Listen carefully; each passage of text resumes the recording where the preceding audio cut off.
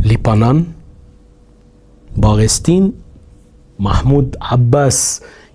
Բաղեստինի նախագահը անձամբ, որ ընդհանրապես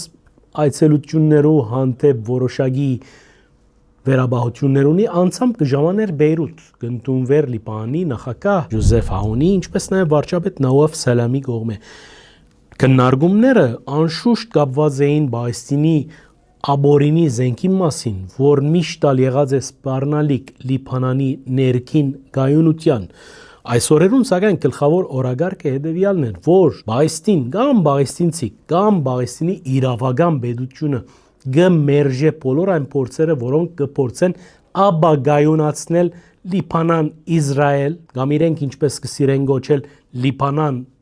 օկուպացված Բաղեստին սահմանը։ Սա կնշանակի, որ մենք կմտնենք բոլորովին նոր փուլ եւ հաջորդ խաղը